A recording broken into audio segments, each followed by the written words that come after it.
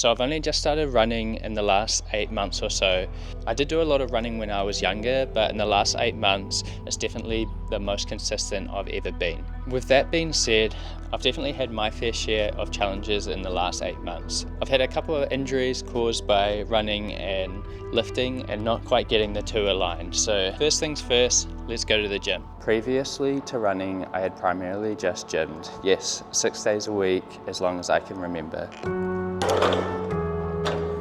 So when I first started running, I didn't change anything about my strength training at all. My strength training looked like going to the gym 6 days a week, taking every set close to failure, and then right after leg day, going for a long run or a speed workout. Obviously this wasn't ideal. I wasn't letting my body recover from the exercise that I was doing, and that's when I started to see little injuries come up.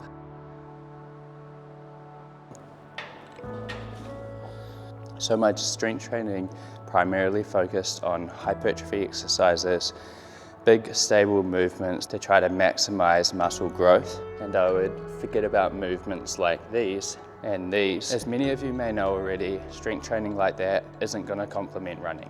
And this negatively started to impact my training as injuries started to come along, such as patellar tendon pain, shin splints, and a hip flexor impingement. I had to reassess what my training looked like. I was actually forced to take time off running with how aggravated my hip was. During this time off, and with many sessions with the physio, it was obvious that things had to change. Previous movements like this, bozo ball lunges, knee drives, crab walks, and any other stability exercise would have never crossed my mind. Now they've become staple exercises in my strength training.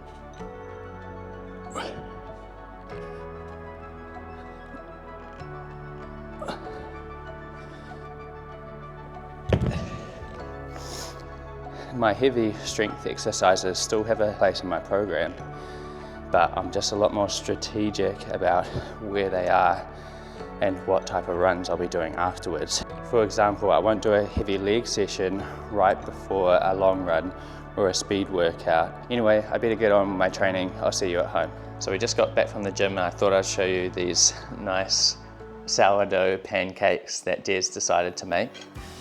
A little bit of a special treat, but I'm going to have a chat about food soon anyway. In combination with not adjusting my strength training, I could have also been a bit smarter with planning my runs, as I would just start running randomly and try to run as far as I could every day, and then I would rest and try again the next day. Obviously, this isn't ideal, and I needed to find some sort of structure with my training. I would disregard how I would feel after my runs. Even if I was sore, I would still go out for a run, and this is obviously how some injuries started to creep in.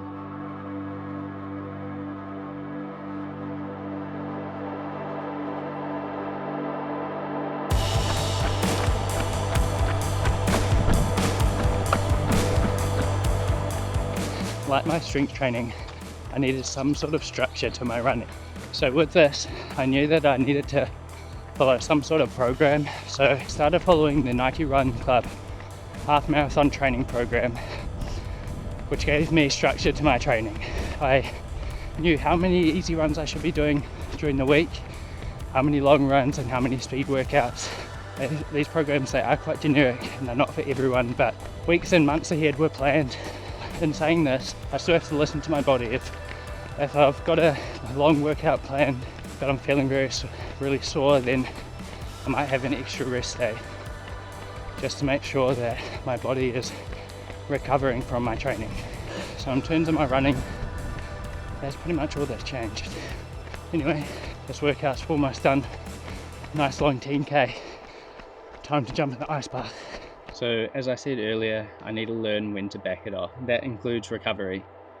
And I don't mean ice bath by recovery, I also mean eating as well.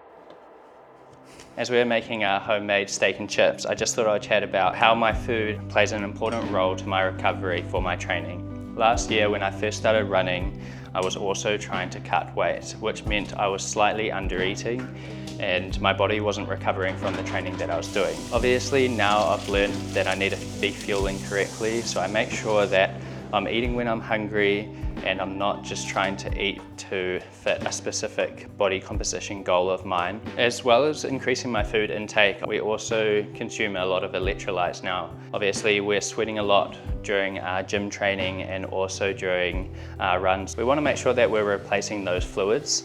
So heaps of water and electrolytes also. Pretty good.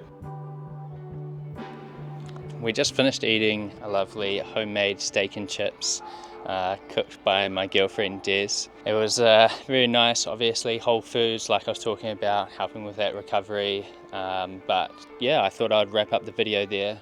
I hope you enjoyed. I hope you could take something out of it and maybe apply it to your own training. It's just little things that I've learnt over the last 8 months integrating running into my life, and I'm sure there's plenty more things that I'll learn in the months to come and years, hopefully. Thank you for watching, and I'll see you in the next one.